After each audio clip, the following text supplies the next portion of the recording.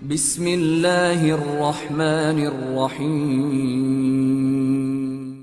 عزیزان محترم، آپ کو معلوم ہے اور آپ کے ذہنوں میں انشاءاللہ ہماری وہ گزشتہ گفتگو محفوظ ہوگی کہ جیسا کہ ہم نے بیان کیا تھا کہ اونٹ کو عربی میں ایبل کہتے ہیں، الف بے لام ایبل، اور یہ ایبل جو ہے وہ نر اونٹ ہوتا ہے، چاہے نر اونٹ ہو چاہے مادہ اونٹ ہو، یہ دونوں اونٹوں کے لیے استعمال کیا جاتا ہے۔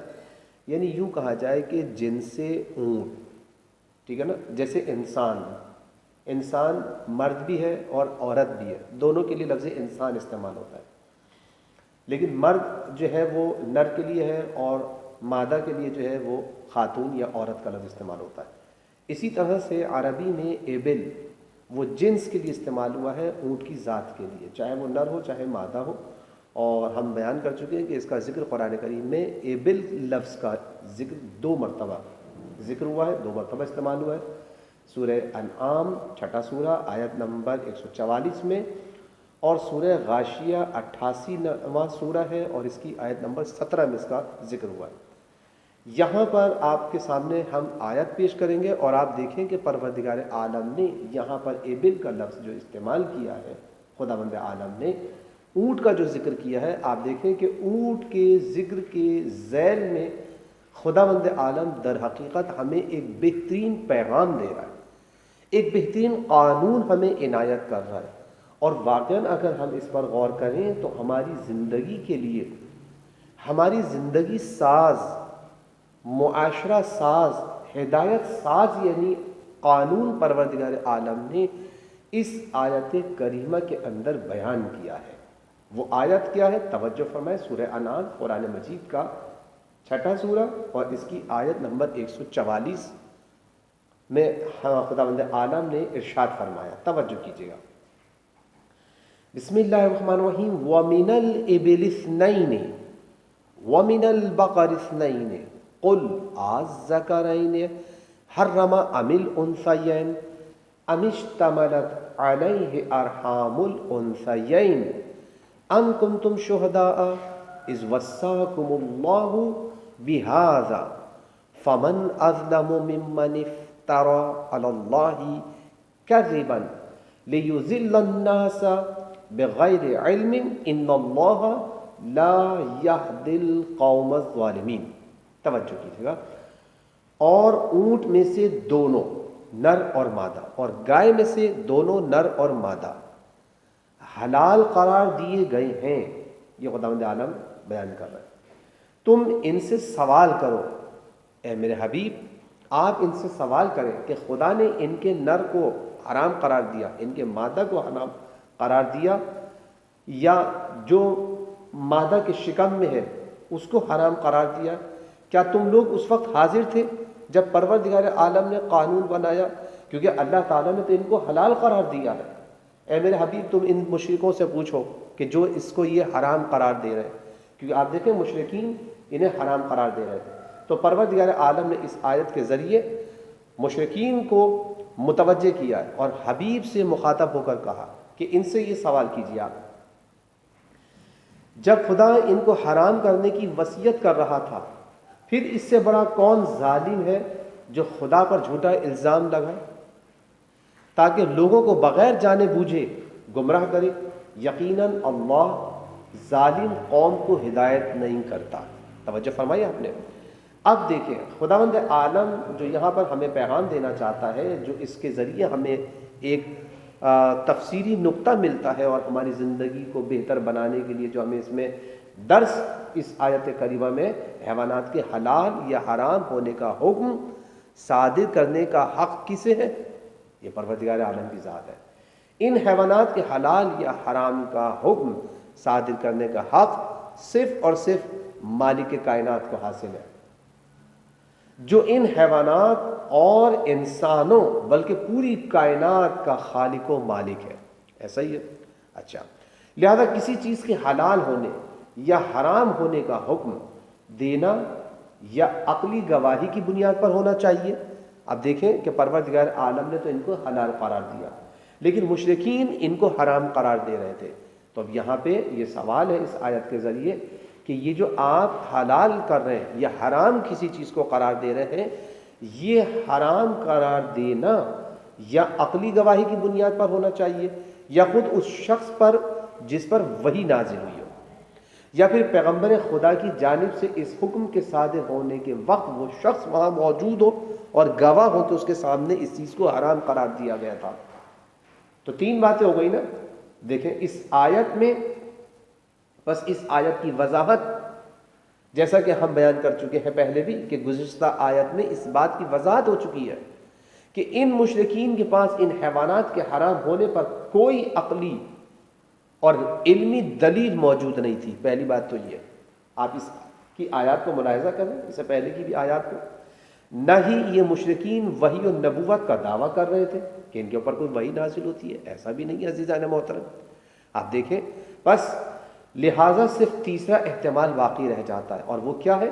وہ یہ کہ جب اللہ تعالیٰ اپنے پیغمبر کو ان کے حلال یا حرام ہونے کا حکم دے رہا تھا تو یہ مشرکین اس وقت وہاں موجود تھے اور اس بات کے گواہ ہیں۔ اور کیونکہ اس سوال کا جواب بھی آپ دیکھیں منفی ہے، اس لیے کہ مشرکین وہاں موجود نہیں تھے، کیونکہ یہ لوگ اس وقت وہاں تھے ہی نہیں، لہذا ثابت ہو جاتا ہے کہ یہ لوگ اللہ تبارک و تعالیٰ پر جھوٹ باندھ رہے تھے اور تہمت و افتراء سے کام لے رہے تھے عزیزان محترم۔ آپ توجہ فرمائیں، اس لیے آیت کے آخر میں کہا گیا ہے کہ اس سے بڑا ظالم کون ہوگا جو خدا پر جھوٹا الزام لگائے تاکہ لوگوں کو بغیر جانے بوجھے گمراہ کرے۔ یقیناً اللہ ظالموں کو ہدایت نہیں کرتا۔ توجہ فرمائی آپ نے۔ اب یہاں پر آیت کریمہ میں آپ دیکھیں کہ 4 حیوانات کا ذکر ہوا ہے، بالترتیب نام دیے گئے، اور یہ جو بالترتیب نام آئے ہیں آیت کے اندر کہ ان کے استعمال میں برتری کی طرف اشارہ کیا گیا ہو، ممکن ہے ایسا ہو کہ کون سا جانور استعمال کے اعتبار سے مقدم ہے، یعنی آپ دیکھیں بھیڑ، بکرا، اونٹ اور گائے۔ توجہ فرمائی آپ نے۔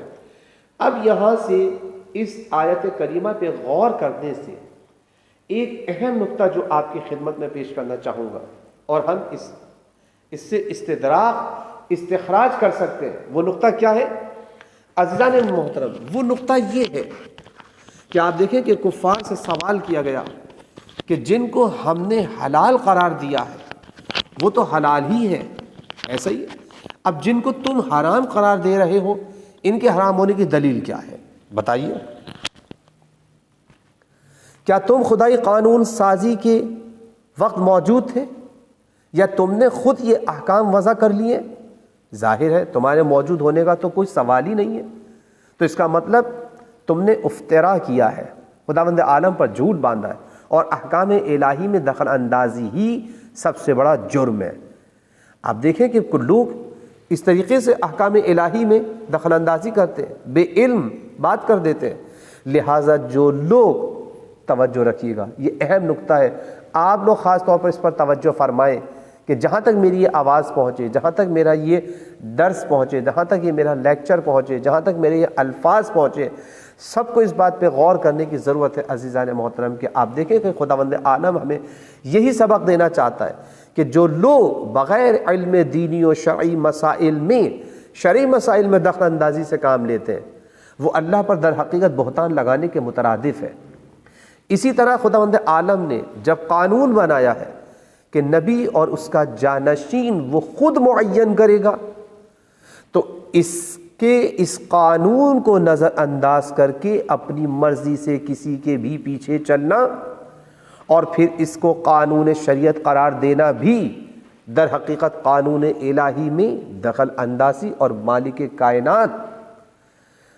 کائنات اور شارع مقدس پر تہمت لگانے کے مترادف ہے۔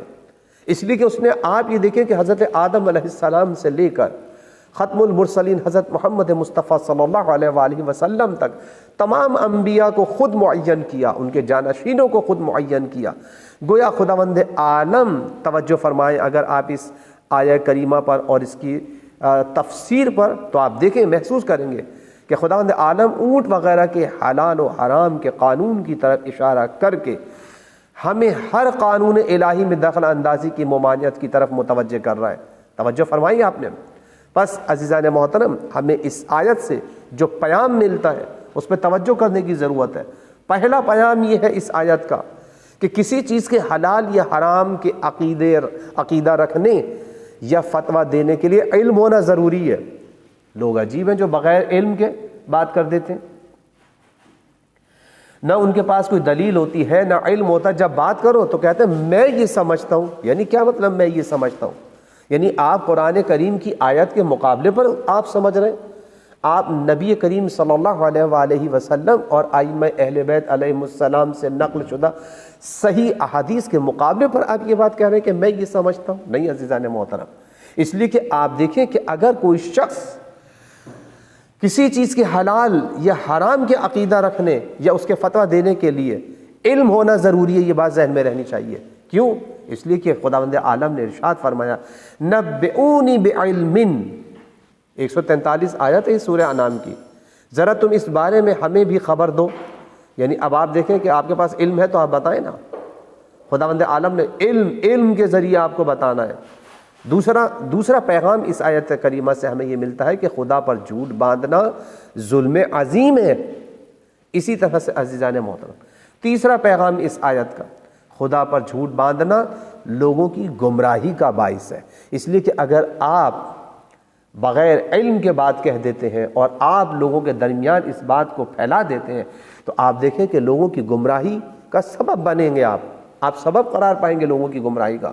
اور چوتھا پیغام یہ ہے کہ تہمت لگانا انسان کو دائرہ ہدایت سے خارج کر دیتا ہے، اور جو شخص بغیر علم کے بات کہتا ہے گویا اس نے خدا پر تہمت لگائی، اور جب خدا پر تہمت لگائی تو اسے یہ بات ذہن میں رکھنی چاہیے کہ وہ دائرہ ہدایت سے خارج ہو جائے گا۔